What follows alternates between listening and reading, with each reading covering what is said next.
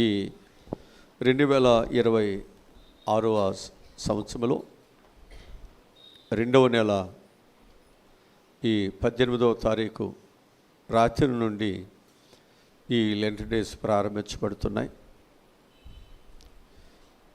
ఈ 40 దినాల ఈ ఉపవాస కూడికలో మనందరము కూడా ప్రభుతో మరి ఎక్కువగా బలపడటానికి, ప్రభుతో మరి ఎక్కువగా సంబంధాన్ని మనము పెంచుకోవటానికి దేవుడు చాలా విస్తారమైనటువంటి సమయాన్ని దేవుడు మనకు అనుగ్రహించాడు. ఎక్కడెక్కడ మన జీవితాలు, ఎక్కడెక్కడ మనం దేవునికి దూరం అయిపోతున్నామో, ఈ దేహము అనేటువంటి దేవుని యొక్క దేవాలయాన్ని మనం ఎక్కడెక్కడ మనం దీన్ని శిథిలావస్థకి లేక చెరువు చేస్తున్నామో దీనిని మనం సరి చేసుకుందాం. అంటే మరలా తిరిగి దీనిని బాగు చేసుకుందాం.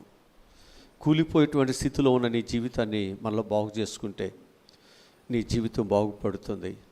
ఎందుకనంటే పడిపోయిన గుడారాన్ని, పడిపోయినటువంటి దావీదు యొక్క గుడారాన్ని దేవుడు కట్టినట్లుగా, చెదరిపోయినటువంటి ఇశ్రాయేలుని దేవుడు సమకూర్చినట్లుగా, యెరూషలేము యొక్క ప్రాకారములు, యెరూషలేము యొక్క మందిరము మరలా కట్టబడినట్లుగా నీ జీవితం, నా జీవితం కట్టబడాలి. పడిపోయిన బలిపీఠము కట్టబడితేనే కదా దేవుని అభిషేకము ఆ బలిపీఠం మీదకి దిగి వచ్చి విజయాలు ఇచ్చింది. నువ్వు కట్టబడితేనే నీ ప్రార్థన నీకు విజయాన్ని ఇస్తుంది. నువ్వు కట్టబడితేనే ఇక్కడ నువ్వు చేస్తున్న ప్రతి ఆర్తనాదము అది నీకు ఆశీర్వాదాన్ని ఇస్తుంది.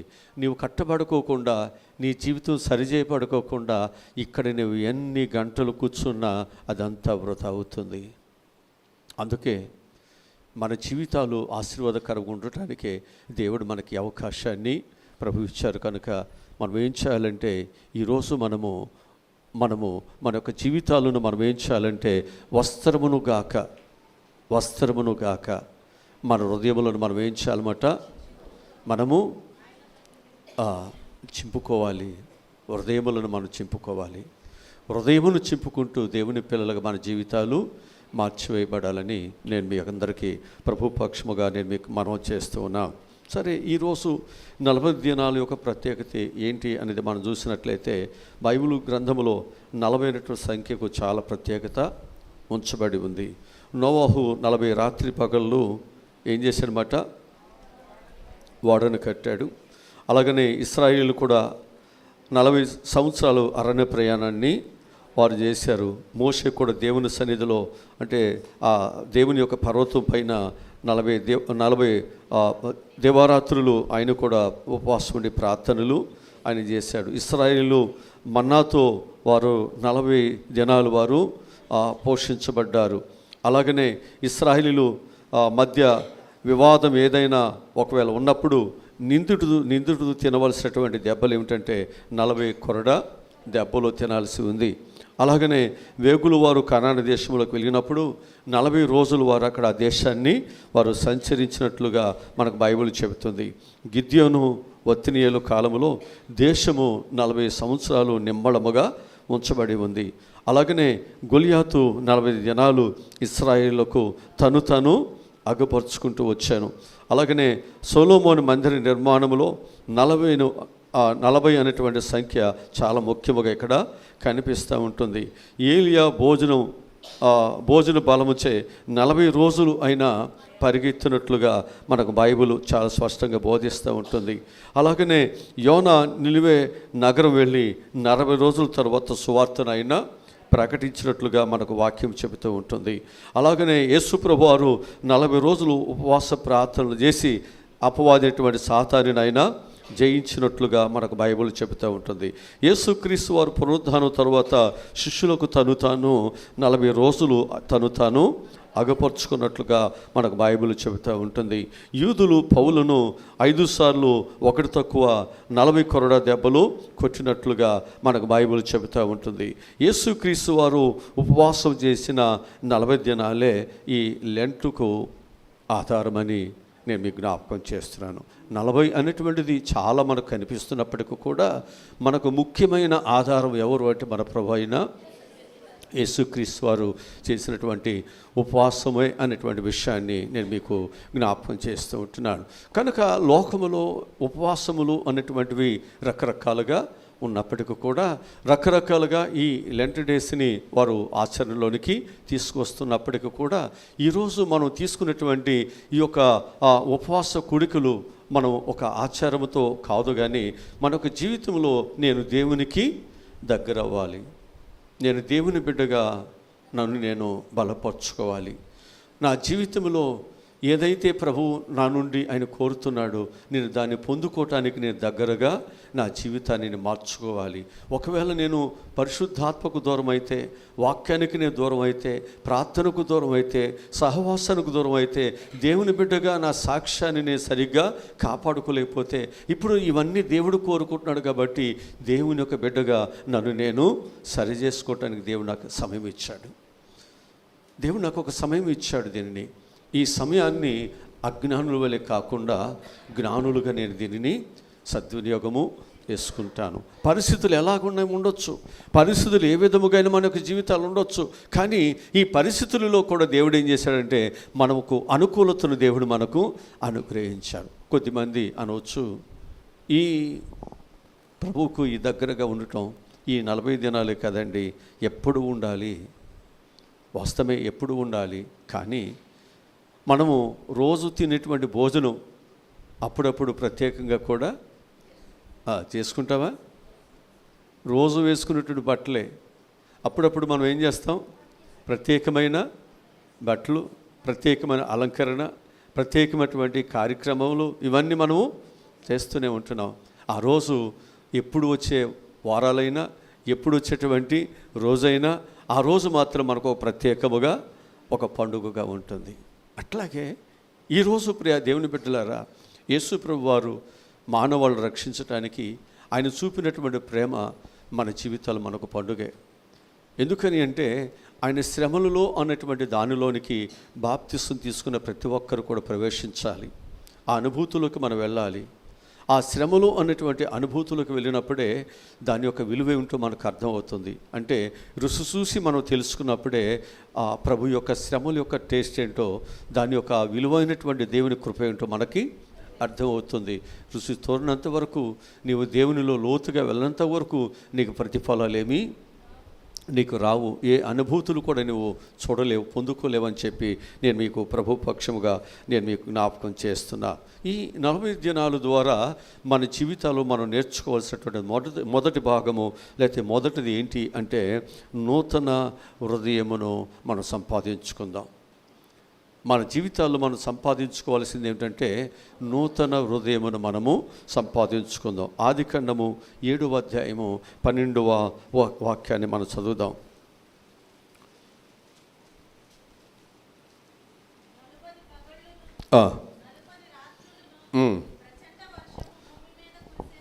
ప్రచండ వర్షము భూమి మీద కురిసెను.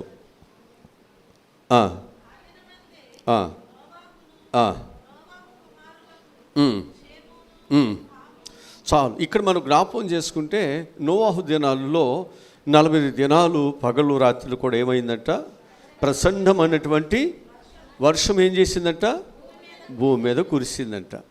కురువుగా భూమి అంతా కూడా ఏమైపోయింది? ఆ జల ప్రళయముతో, జలముతో నింపివేయబడింది. సమస్తము కూడా ఏమైపోయింది? సమస్తం కూడా ఏమైపోయింది? తుడిసివేయబడింది, కడిగివేయబడింది. సమస్తం ఏమైపోయింది? తుడిసివేయబడింది. సమస్తం ఏమైంది? కడిగివేయబడింది. అట్లాగే ఈ 40 దినాలు మనం చేస్తున్నటువంటి ప్రార్థన అనేటువంటి ఈ వర్షము ద్వారా నీ జీవితం అంతా కూడా కడిగివేయబడాలి. నీ హృదయంలో ఉన్నటువంటి ప్రతి చెడు కూడా ఏమైపోవాలన్నమాట? తుడిసివేయబడాలి. కాగా ఎవడైనను క్రీస్తు యేసునందు ఉన్న ఎడల వాడు నూతన సృష్టి, పాతవి గతించెను, సమస్తము క్రొత్తవయ్యెను. ఈరోజు నీ జీవితం క్రొత్తదవ్వాలి. నోవాహు జీవితంలో మరలా ఒక క్రొత్త ఆశీర్వాదాన్ని దేవుడు, ఒక క్రొత్త వాగ్దానాన్ని దేవుడు ఇస్తున్నాడు. ఆ ఓడల నుంచి బయటకు వచ్చిన తర్వాత, అంత కడుగు వేయబడిన తర్వాత, శుద్ధి చేయబడిన తర్వాత, ఆ ఓడల నుంచి బయటకు వచ్చిన తర్వాత ప్రభు చెప్తున్న మాట ఏమిటో తెలుసా? మీరు ఫలించండి, మీరు అభివృద్ధి చెందండి, విస్తరించండి, భూమిని హల్లెలూయా. నీకు తెలుసా, నీ జీవితము శుభ్రముగా కడగబడితే దేవుని వాగ్దానాలు, దేవుని ఆశీర్వాదాలు నీ మీదకి, నీ పిల్లల మీదకి వస్తాయి. అందుకే దేవుడు ఈరోజు నువ్వు కడగబడటానికి ఈ సమయాన్ని దేవుడు ఇచ్చాడు. హృదయము అన్నిటికంటే మోసకరమైనది, ఘోరమైన. ఇలా నీవు ఉండి ఇలాగే నువ్వు ప్రార్థన చేస్తే బూడిదలో పన్నీరు పోసినట్టు అవుతుంది. శ్రమ వృధా అవుతుంది, నీ ప్రయాస వృధా అవుతుంది, దేవుడిచ్చిన విలువైన సమయము వృధా అవుతుంది. ఇది వృధా కావటం దేవునికి ఇష్టము కాదు కనుక దేవుడు మనతో మాట్లాడుతున్నాడు. దేవుడు మనతో మాట్లాడుతున్నాడు. ఈరోజు నీ జీవితాన్ని సరిచేసుకోవటానికి ఆసక్తితో కానీ, విశ్వాసంతో కానీ నోవాహు పనిచేసినట్లుగా, దేవుని మాటకు లోబడినట్లుగా, దేవుని చిత్తానుసారంగా నడుచుకున్నట్లుగా ఈరోజు నీవు నేను కూడా నడవగలిగినట్లయితే దేవుని ఆశీర్వాదం నిన్ను దాటిపోయేది కానే కాదు. దాటిపోదు. లోబడదాం. ఈ అవకాశము నీకు ఆశీర్వాదమును, నీకు దీవెనలను తీసుకురావటానికే. దీన్ని నువ్వు పోగొట్టుకుంటే ఆశీర్వాదాలు ఎలా వస్తాయి? ఎలా దేవుని దీవులు మనం, దేవుని కృప ఎలా పొందుకోగలుగుతాం? ఎలా దేవుని యొక్క రక్షణ మన జీవితానికి వస్తుంది? అందుకే ప్రతి ఒక్కరూ ఈ అవకాశాన్ని మనం ఏం చేయాలి? సద్వినియోగము చేసుకునే ప్రియమైన పిల్లలుగా దేవుని మందిరములో ఆసక్తితో మనం ఉందాం. హల్లెలూయా, హల్లెలూయా. రెండవది నూతన ధర్మశాస్త్రం. రెండవది మన జీవితాల్లో మనం పొందుకోవాల్సింది ఏంటంటే నూతనమైనటువంటి ధర్మశాస్త్రం. ఏ ధర్మశాస్త్రము? నూతనమైన ధర్మశాస్త్రము. నిర్గమకాండము 34వ అధ్యాయము 28వ వాక్యాన్ని మనం చదువుదాం. నిర్గమకాండము 34వ అధ్యాయము 28వ చదువుతున్నాం.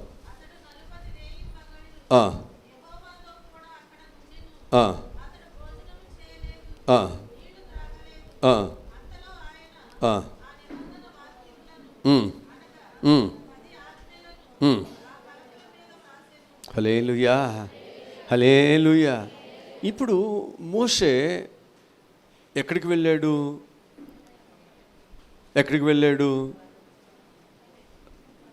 కొండ మీదకి వెళ్ళాడు. ఈ కొండ మీద ఈయన ఏం చేస్తున్నాడని చెప్పబడింది వాక్యము. 40 రేయింబగళ్ళు కూడా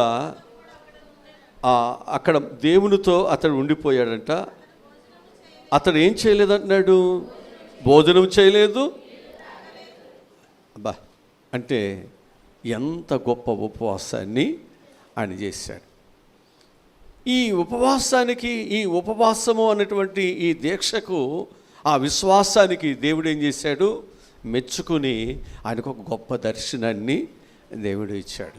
గొప్ప దర్శనమే కాదు, దేవుడు ఆయనకి ఒక గొప్ప దేవుని యొక్క ధర్మశాస్త్రాన్ని, నూతనమైన ఆజ్ఞలను దేవుడు ఆయనకి కలుగు చేశాను. హల్లెలూయా, హల్లెలూయా.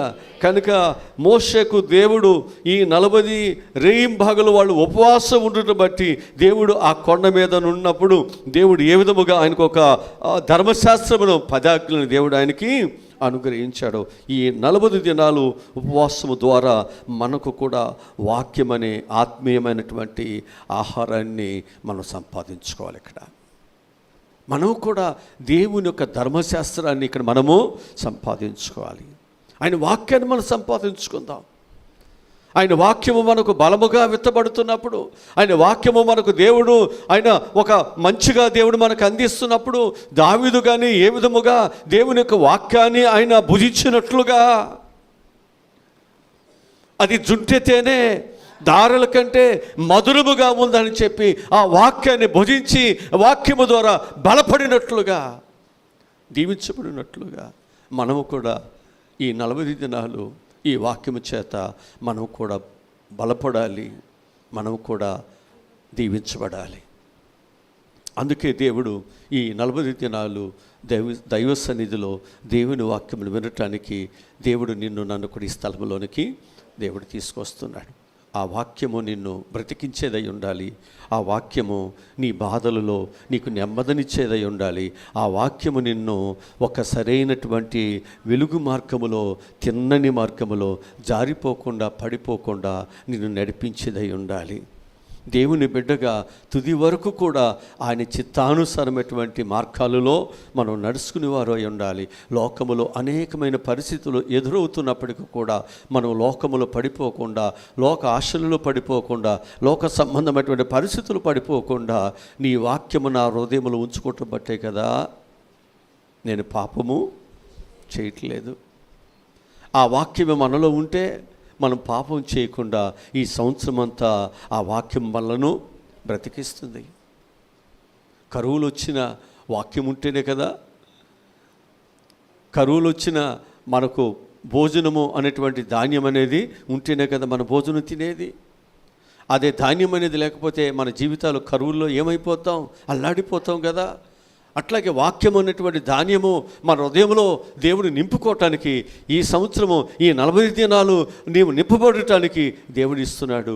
ఆ తర్వాత ఒకవేళ మన జీవితాల్లో మనం ఏదైనా పనుల్లోనో లేదా ఏదైనా దానిలో ఒకవేళ దూరమైన ఆ వాక్యము నిన్ను బ్రతికిస్తుంది. ఆ వాక్యము నీ బాధల్లోనికి నెమ్మదినిస్తుంది. నువ్వు ఏదైతే దేవుని దగ్గర వాక్యాన్ని నేర్చుకున్నావో, ఏ వాక్యం ద్వారా అయితే నువ్వు బలపడ్డావో, నేను ఎక్కడ బలహీనుడు కాకుండా ఆ వాక్యమే నీకు సహాయమును చేస్తూ ఉంటుంది. అందుకే దేవుడు చక్కటి సమయాన్ని దేవుడు మనకిచ్చాడు. మూడవదిగా మనం చూసినట్లయితే ఈ 40 దినాలు ఉపవాస కూడుకల ద్వారా నూతన ఆశను మన జీవితాల్లో మనం సంపాదించుకోవాలి. ఒక నూతనమైన ఆశ మనలో ఉండాలి. ఎప్పటికప్పుడే ఒక నూతనమైన ఆశ ఉంటే మనలో ఏమనిపిస్తుంది, ఒక క్రొత్తదనం అనేది వస్తుంది. లేకపోతే ఏమనిపిస్తుంది, ఎప్పుడు ఉండే ఇల్లే కదా, ఎప్పుడు కట్టుకునే బట్టలే కదా, ఎప్పుడు తినే భోజనమే కదా, మనకేమొస్తుంది, దాని మీద చాలా చిన్న చూపు మనకు వస్తుంటుంది. అదే మనకు ఎప్పటికప్పుడే ఒక నూతన ఆశ అనేది మనలో కలిగితే మనకెప్పుడు కూడా ఎలా ఉంటుంది, ఒక నూతనమైనటువంటి అభిరుచి, నూతనమైనటువంటి అనుభూతి, నూతనమైనటువంటి చక్కని ఆ యొక్క ఆలోచనలు మన జీవితాల్లో కలుగుతూ వస్తాయి. అది నీ భార్య మీద కావచ్చు, భర్త మీద కావచ్చు, నీ పనుల మీద కావచ్చు, దేవుని యొక్క రక్షణ మార్గంలో కావచ్చు, దేవునితో ఉన్నటువంటి అనుబంధము, సహవాసం ఏదైనా కావచ్చు. ఇది దేవునితో నీవు చక్కని ఒక నూతనమైనటువంటి ఒక ఆశను కానీ మన జీవితాల్లో మనం సంపాదించుకున్నామా, మనం ఏం చేస్తామో తెలుసండి, దేవుని కొరకు ఒక నూతనమైనటువంటి వ్యక్తిగా మన జీవితాలు మనం నిలుపుకోవటానికి మనం ఇప్పుడు కూడా సిద్ధముగానే ఉంటాం. సంఖ్యాకాండము 13వ అధ్యాయము 25వ వాక్యాన్ని మనం చదువుకుందాం. సంఖ్యాకాండము 13వ అధ్యాయము 25వ వాక్యాన్ని చదువుకుందాం. వారు 40 దినాలు ఆ దేశమును సంచరించి చూసి తిరిగి వచ్చిరి. హల్లెలూయా. ఇక్కడ వేకులు వారు 40 దినాలు కానాను దేశమును వారు ఏం చేశారు, చూశారు, సంచరించారు, తిరిగి వారు వచ్చేశారు. ఈ 40 దినాలు వారి యొక్క జీవితాలలో వారు ఏం చేశారంటే, వారికి దేవుడు ఏదైతే దేశాన్ని ఇస్తానన్నాడో ఆ దేశాన్ని వారు ఏం చేశారు, చక్కగా చూసేశారు. అక్కడ పంటలు చూశారు, అక్కడ ఉన్నటువంటి మనుషులు చూశారు, అక్కడ సారవంతమైన పరిస్థితులు చూశారు. వారి హృదయాల్లో ఎంతో ఆనందాన్ని, సంతోషాన్ని వారు నింపుకుంటూ ఉన్నారు. ఈరోజు ప్రియా దేవుని బిడ్డలారా, మనలో కూడా ఆశ ఏంటంటే, దేవుడు మనకిచ్చేటువంటిది చాలా ఉన్నతమైనది.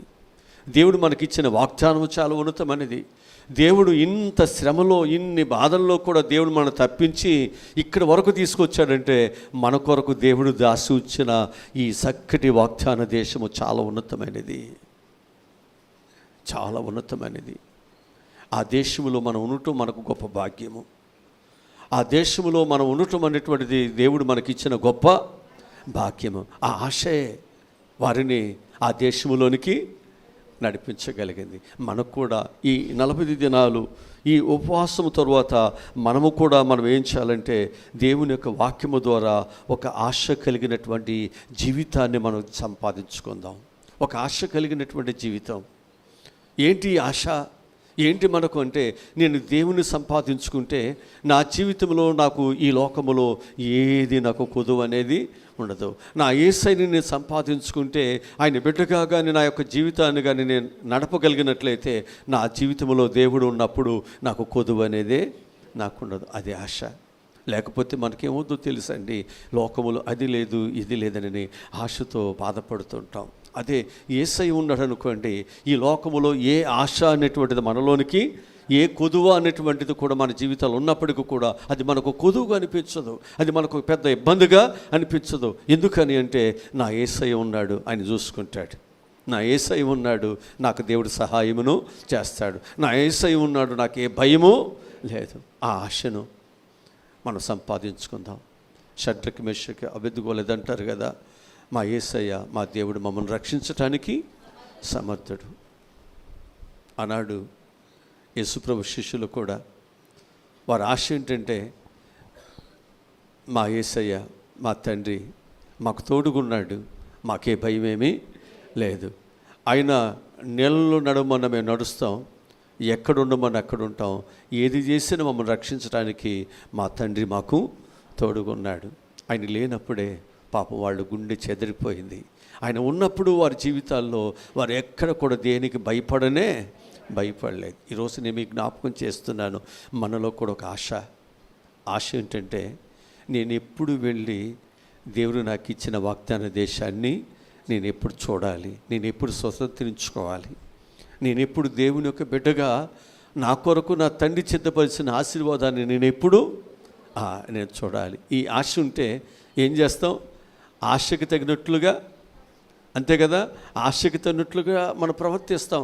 ఆశకి తగినట్లుగా మనం చక్కగా మనం దాని కొరకు ఎదురు చూస్తూ ఉంటాం. అందుకే వాక్యం చెబుతుంది, ఆశపడు ప్రాణాన్ని దేవుడు తృప్తిపరుస్తాడు. ఈ 40 దినాలలో నువ్వు దేని కొరకైతే ఆశపడుతున్నావో దేవుడు దాన్ని నీకు ఇవ్వబోతున్నాడు. దేవుడు నీకు దానిని ఒక ఆశీర్వాదకరముగా దేవుడు నీకు దయచేయబోతున్నాడు. ఇది కేవలము దేవుని ద్వారా మాత్రమే సాధ్యము. ఇది దేవుని ద్వారా మాత్రమే సాధ్యము. ఇది దేవుడు ఒక్కరే చేయగలరు. ఈ లోకములు ఎవ్వరు చేయలేరు. అందుకే మన జీవితాల్లో మనం ప్రభు పిల్లలుగా విశ్వాసముతో మనం ముందుకి సాగిపోతాం. హల్లెలూయా, హల్లెలూయా. ఇక మనం నాలుగోదిగా మనం చూసినట్లయితే నూతనమైనటువంటి ప్రత్యక్షత. ఈ 40 దినాల్లో మనం సంపాదించుకోవాల్సింది ఏంటంటే, నూతనమైనటువంటి ప్రత్యక్షత మనం సంపాదించుకోవాలి. మొదటి రాజుల గ్రంథము 19వ అధ్యాయము 8-9 వచనాలు మనం చదువుదాం. మొదటి రాజుల గ్రంథము 19వ అధ్యాయము 8-9 వచనాలు. అతను లేచి భోజనము చేసి ఆ భోజనం బలము చేత 40 రాత్రి పగళ్ళు ప్రయాణము చేసి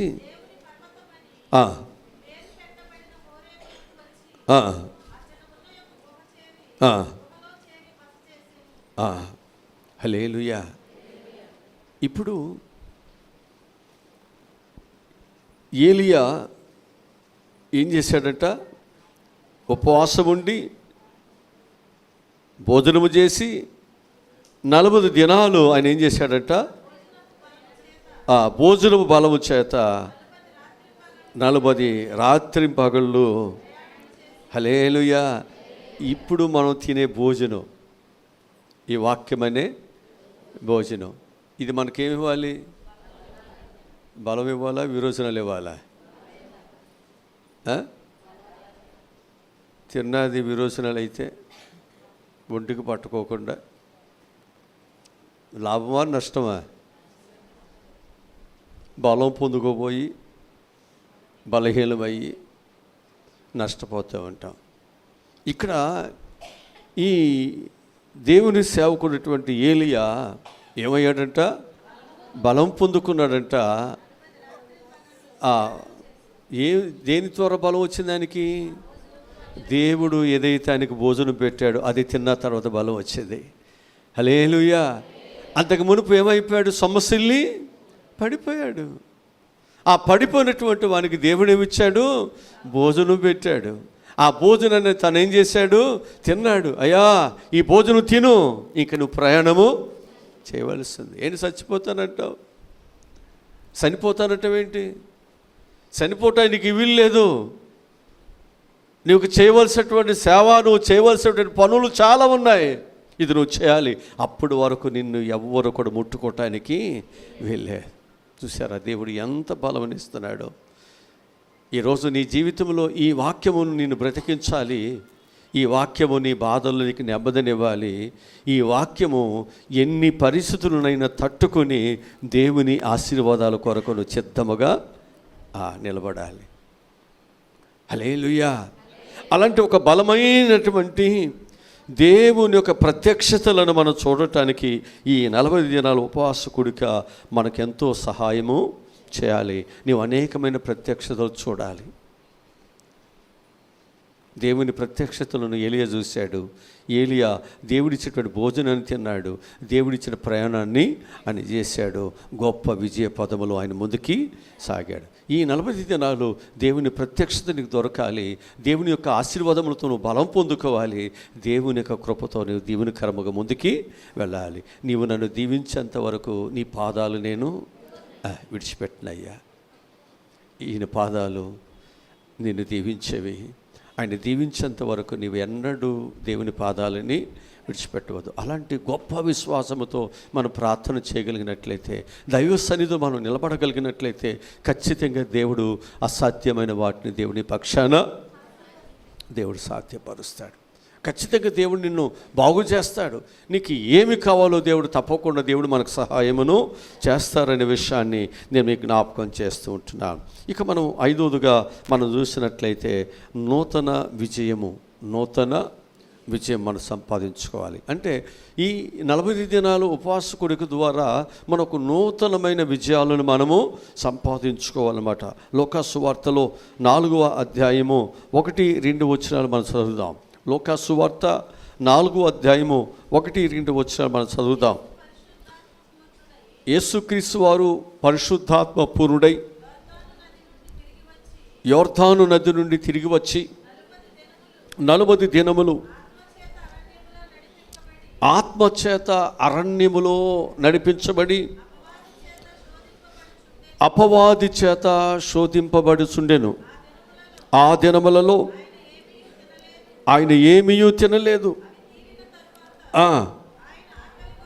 ఆయన ఆకలి కొనగా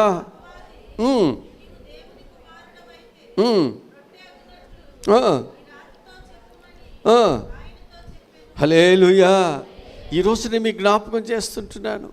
యేసు ప్రభు వారంట యోర్దాను నుండి బయటకు వచ్చాడంట. అప్పుడే బాప్తిసం తీసుకుని కదా, అప్పుడే ఆయన పరిశుద్ధాత్మతో నింపబడి ఆయన బయటకు వచ్చిన వెంటనే ఆయన ప్రయాణం ఎక్కడ సాగింది? అరణ్యంలో సాగుతుందంట. అరణ్యంలో సాగుతుంది.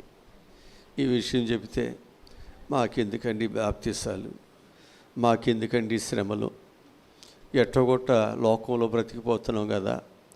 అయ్యగారేమో శ్రమలు అంటాడు, అరణ్యం అంటాడు, బాధలు అంటాడు.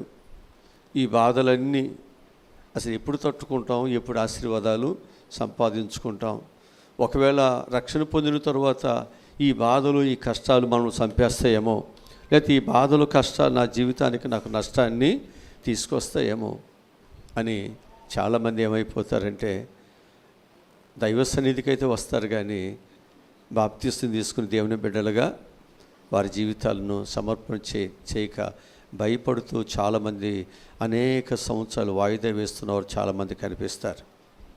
ఈరోజు నేను చెప్తున్నాను, యేసు ప్రభువు వారు బాప్తిస్తం తీసుకున్నాడు, దేవుని ఆత్మతో నింపబడ్డాడు. ఆయన ప్రయాణము అరణ్యములు వెళుతుంది. అపవాది ఆ యేసు ప్రభువు వారిని శోధిస్తున్నాడు.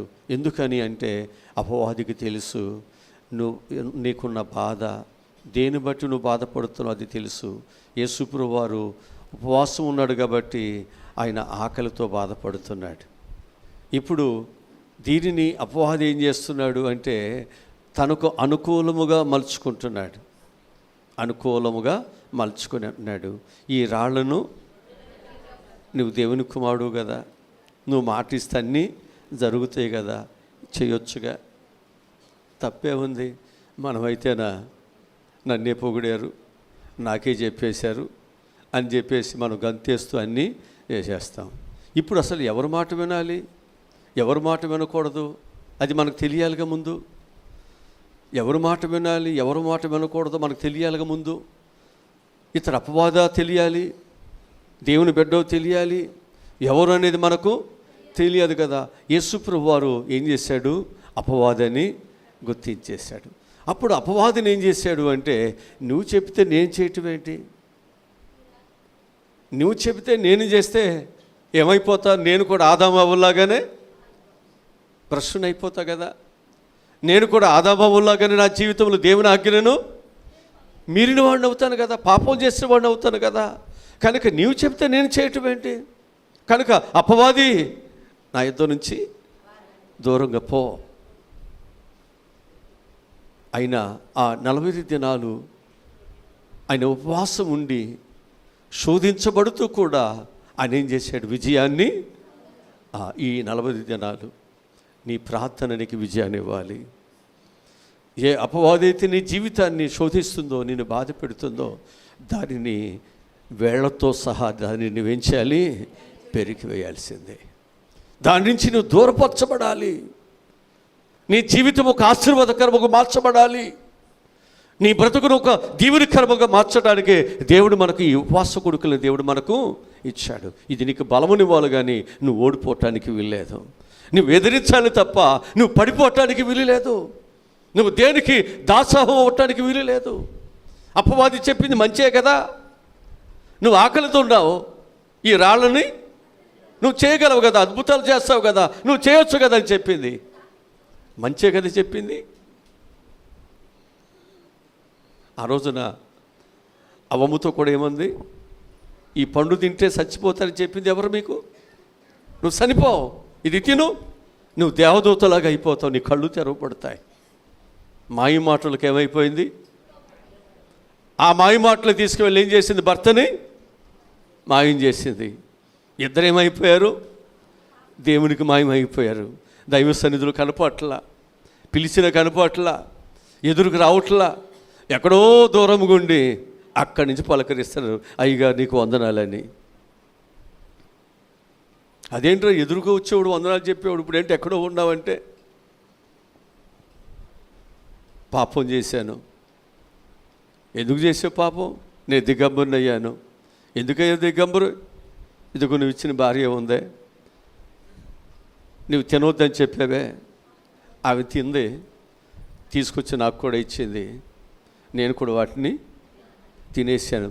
తినకపోతే మళ్ళీ నాతో ఎక్కడ పగ పెట్టుకుంటుందో, నువ్వు ఇచ్చావు కదా, మళ్ళీ ఎదురు చెప్పకూడదని, నువ్వు ఇచ్చినటువంటి భార్యకు ఎదురు చెప్పకూడదు, కుటుంబం ఎక్కడ పడిపోతుందని ఏం చేయాలి? విన్నానయ్యా, విన్నందుకు నా కొంప కొల్లేరు అయిపోయింది. అందుకని ఎదుటికి రాకుండా సంతోషంగా ఉండే నేను దూరం అయిపోయి చెట్టులో నా యొక్క శరీరం అంతా కూడా ఆకులు కట్టుకున్నానయ్యా. అరే ఆకులు ఏమన్నా నీకు పరిష్కారం ఇస్తాయా? ఆకులు ఏమవుతాయి? ఎండ తగలగానే వాడిపోతాయి కదా. తాత్కాలికమైన దానిని నీకెలాగరా? తాత్కాలికమైనటువంటి రక్షణ ఎలాగో? దేవుడు మరలా ఆ పాపం చెందినటువంటి ఆ వ్యక్తుల కొరకు ఏం చేశాడు? వధించి ఆ చర్మాన్ని వలిసి ఆ చర్మ చొక్కాల్ని, హల్లెలూయా అంటే యేసయ్య ఎవరు? చర్మకారుడు. ఎవరైనా చర్మకారుడు. ఈరోజు నీ జీవితంలో యేసయ్య నీ జీవితంలో నీ తాత్కాలికమైనటువంటి రక్షణను, నీ తాత్కాలికమైనటువంటి పరిస్థితులు ఏవైతే ఉన్నాయో వాటిని దేవుడు తీసేయాలని ఆశపడతాడు. నువ్వు తప్పు చేస్తున్నా, తొలగిపోతున్నా, దేవుడు నిన్ను బలపరచాలని, దేవుడు నిన్ను దీవించాలని ఆశపడుతున్నాడు. అందుకే ప్రియ దేవుని బిడ్డలారా, ఈ 40 దినాలలో మన యొక్క జీవితాలలో మనం ఏం సంపాదించాలంటే నూతనమైన విజయాలే సంపాదించాలి తప్ప మనం ఓడిపోవటానికి వీలు లేదు. దేవుడు నిన్ను ఓడిపోనిచ్చేవాడు కాదు, నిన్ను ఓడిపోనివ్వడు. దేవుని సిలువ శక్తి చేత అంటాడు కదా, దేవుని సిలువ శక్తి చేత నేను విజయ పదములో ఊరేగింపబడుతున్నాను అంటాడు అపోస్తుడైన పౌలు. నేను ఊరేగింపబడుతున్నాను.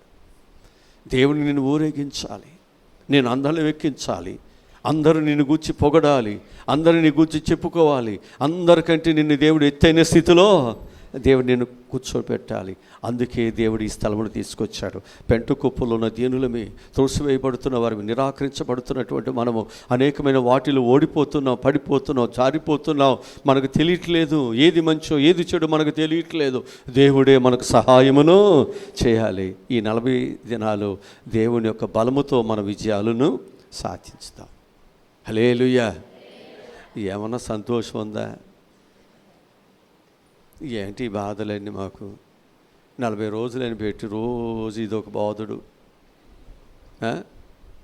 మేము డ్యూటీలు చేసి మళ్ళీ అడావుడుగా రావాలి. ఈ 40 రోజులు సీరియల్ ఎండిపోతాయో? మా బాధ మీకేం తెలుసు? మా కష్టాలు మీకేం తెలుసు పాస్టర్ గారు? తర్వాత ఇప్పుడు మనకి సెల్ ఫోన్లో ఉండేగా మర్చిపోయాను, నేనే పిచ్చోడిని. ఏ రోజు పోకును ఆ రోజు నైట్ చూడపోయినా, పగలైనా, ఖాళీ దొరికినప్పుడైనా చూసుకొచ్చిన ఆప్షన్ ఉంది కదండి. మీకెందుకు పోయి ఉంటుంది ఇక? సారీనండి. అయితే ఇక ఆ రోజుగా మనం చూసినట్లయితే నూతన విశ్వాసం. ఈ 40 దినాల్లో మనం సంపాదించుకోవాల్సింది ఏంటన్నమాట? నూతన విశ్వాసం. అపోస్తుల కార్యగ్రంథము 1వ అధ్యాయము 3వ వాక్యాన్ని చదువుదాం.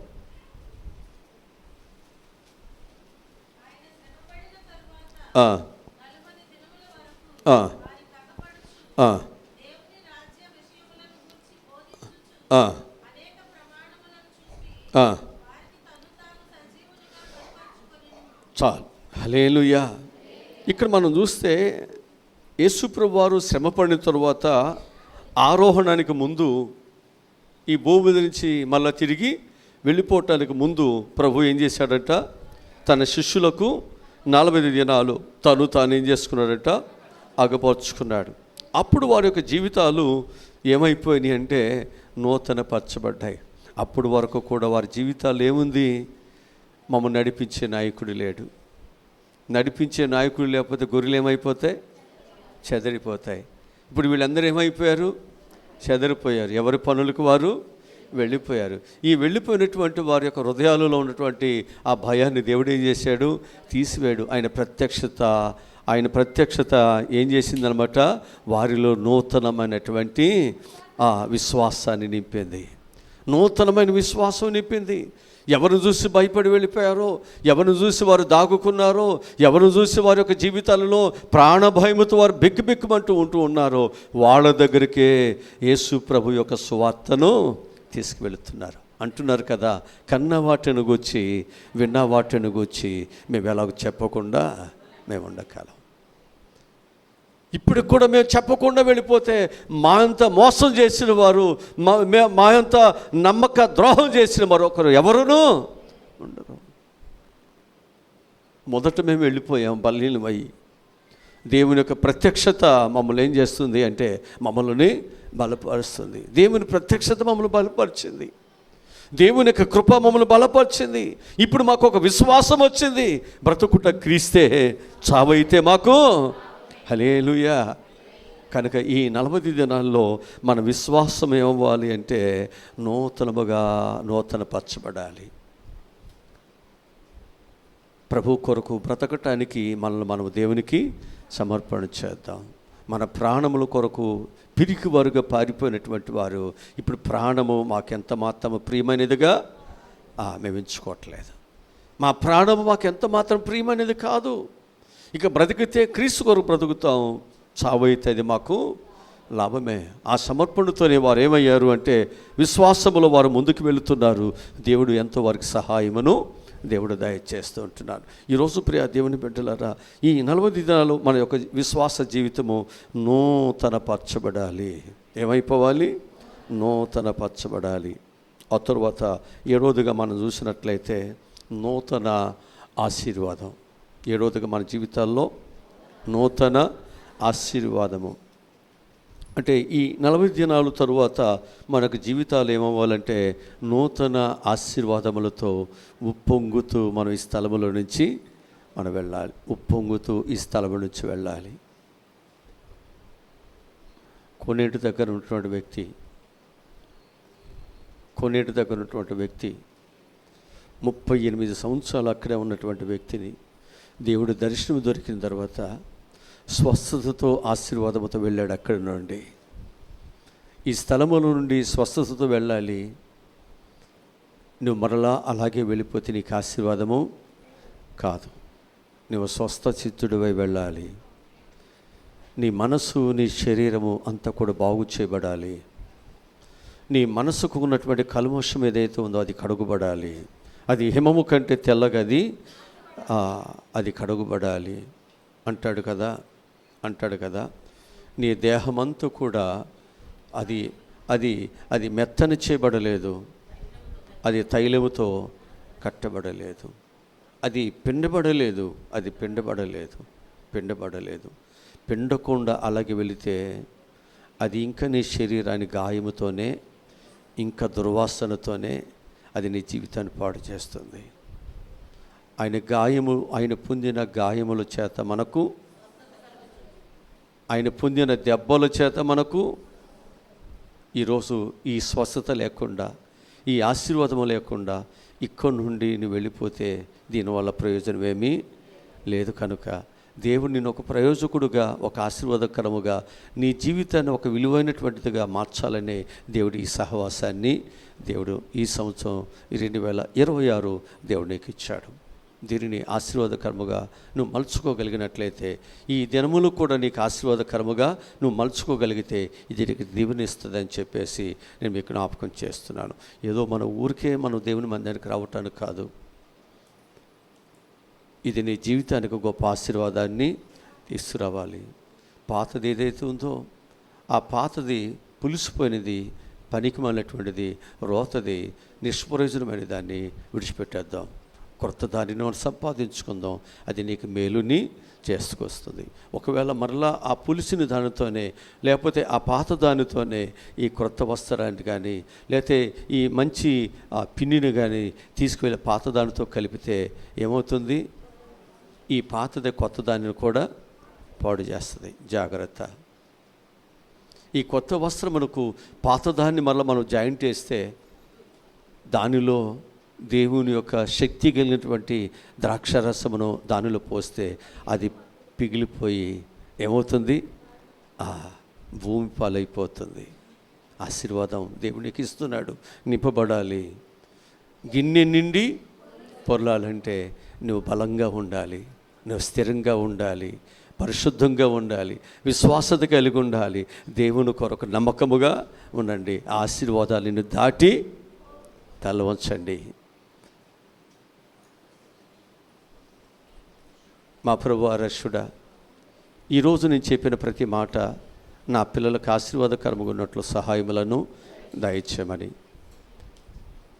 ఈ మొదటి కూడికనైనా మా సంఘమునకు మా పిల్లలకు దీవెనకరంగా ఉన్నట్లు సహాయములు దయచేయండి. ఇది మొదలుకుని ప్రభువా 40 దినాలు నిర్లక్ష్యం లేకుండా, ఎవ్వరూ దైవ సన్నిధిని నిర్లక్ష్యం చేయకుండా, ప్రతి ఒక్కరూ దైవ